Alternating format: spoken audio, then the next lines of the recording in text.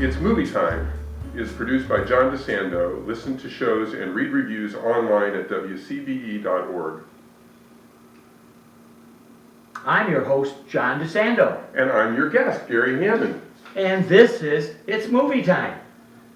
And, you know, you're the tallest co-host I've ever had, all right? And in fact, you are even taller than John Wayne. But I thought about you when I saw this film called The Duke. Well, when you invited me to come to the movie The Duke and be on the show, I thought, oh, it's a John Wayne film, biopic, something, and I love John Wayne movies, and so I was looking forward, and much to my surprise, that was not the case. Yeah. Set it up. Okay, so Kempton Bunton is in 1960 or 61, I believe 61, in Britain, and he is a do-gooder. He stands up against racial prejudice. There the victims are Italians, and he stands up against pensioners being abused by having to pay for TV licenses, and serves time, and he gets himself into a situation worthy of an hour-plus movie. Yeah, and it stars one of my favorite actors, Jim Broadbent, as Kempton. And Helen Mirren as his wife, one of my favorites. I've never seen her so underplay a role as well as she does in this one. I agree. Oh, I agree. boy. And Jim Broadbent just has been my favorite since I saw him in The Crying Game. He played the bartender. And he said the one line that I'll never forget is one that I'll bring back now and then. And we're talking about trans stuff that was happening in the mid-90s. Crying Game was really revolutionary.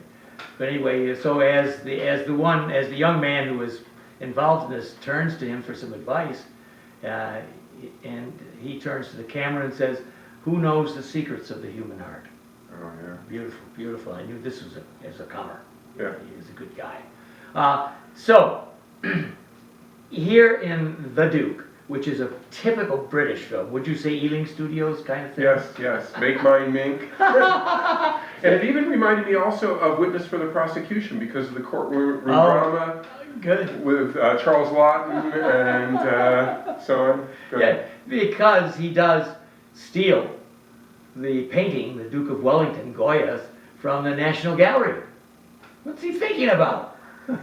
Well, that's been a problem throughout his life, I think. What's he thinking about? And that's been his wife's major concern, is his behavior. He acts on his impulses.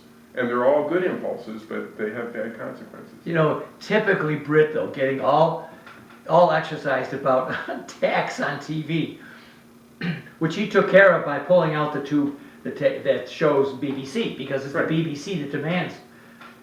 But you know, he that's not good enough. He has to pay. But no, that's not good enough. He has to pay the tax. So what's the charm of this movie? Well, the charm of it is that he has to pay the tax, and he can afford to pay the tax. He's actually willing to pay the tax, but he thinks the tax should not be applied to pensioners and disabled veterans and other disabled people, and he's campaigning for them, and he's willing to go to prison. And he goes. Like, I don't know, 3 months, but... 13 days. 13 days he goes, and he comes out. I gotta love the shot. A long shot of him coming out, without fanfare. Right. The door opens to this castle-like prison, and he walks out. Right. And he walks back to his life, which is going to be trouble again. Just kind of like George Clooney getting out of prison at the opening scene of, Ocean's 12? Oh my gosh, I forgot about that. Yes. Yeah, and Brad Pitt shows up. Well, Jim Broadbent's son shows up on a motor scooter. Very good. Oh my gosh, yeah, I hadn't even thought about it. And he is a George Clooney. George Clooney could kind of play this role, but I think Jim Broadbent, who even looks like Kempton. Yes, he does. He's got the thick glasses. Well, I looked him up. I did some research on this. And speaking of the characters, the Helen Mirren, I looked her up, and she was variously described by some critics in her overall movie career as sexy or sensual and being imperious and emotional seniority. And I was trying to figure out what those terms meant. And in terms of, she is a mature woman married to Kempton Bunton, but she is very sensual in her passion about issues involving her son and her family and her husband. And she does have the only emotional seniority in the room when she's dealing with these people. They are really childlike, aren't they? They are. I mean, the whole thing is just wonderful. And she is dour, and she is suffering, long suffering. But she, the one scene that they show in the trailer, Right, when he's at court, right. and do you remember what he says about her, oh, he said he had to get married. Yeah, he said, "Are you married, sir?" He said, "Yes, I had to get married. It was love." And that cracks everybody up in the audience. The audience in the trial is interesting. Yes. You have the uptight barristers or the lords or whoever. Well, the men in the robes and the wigs, those are the barristers, and the barristers are the trial lawyers and their supporting staff, and then the judge also has a wig but a red robe. And then we have the peanut gallery, and in the peanut gallery is, Helen Mirren's character is a housekeeper, a house cleaner for a woman whose husband is high up in politics, and the woman has let's say she has a sense of humor and a sense of justice and a sense of right, and she's there, and his co-worker who's Italian and was discriminated against, he's there, and other people in the crowd are there, and they're giving you a sense of what's going to happen with the jury because the crowd loves him during the trial. And they are definitely the hoi polloi. Yeah. Again, the excuse me.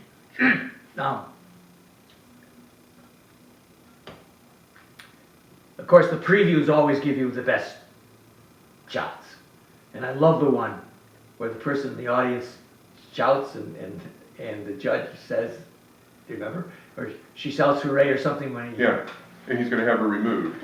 He says that's not the determination of the jury. That's simply that shout was not the. Oh yeah, not the decision of the jury, but a response from the crowd. So what interests me, obviously, I always love these Brit comedies, Mike Leigh, Ken Loach, and others. I just love them dealing with the class structure, which is so freaking rigid. Right. And still is. Yeah. So anytime I see that kind of compromise, I love it. So that first part of it, which has to deal with his living at home, his dealing with his wife, his family. Now, at the trial, I know when we came out there, I really was interested in your take on this. And I guess there's some things we have to disclose because the trailer really discloses, and history would tell us, so it's no secret. The burden of proof in English law and American law is derived from English law. So the burden of proof in a criminal case is the Crown or the state in America has to prove the case with evidence, and they have to prove it beyond a reasonable doubt based on the evidence that's introduced before the jury and the instructions that the judge gives. And sometimes juries disregard all that, and it's called jury nullification. Now, jury nullification may be like beauty, it's in the eye of the beholder. So in colonial times, prior to the Revolution, there were a series of maritime actions brought by the British Crown against American colonials in maritime cases, most of those cases where there was jury nullification, and they presented all the evidence, and the jury said, no, we're not going to find that they committed a crime against the Crown. And also in free speech cases, which is a prelude to our First Amendment, which is one of the reasons that that was added to the Constitution first. So jury nullification, for example, in Southern trials during segregation, crimes by whites against blacks, there were only white juries at the time, and the evidence would be presented. To Kill a Mockingbird is an example of that.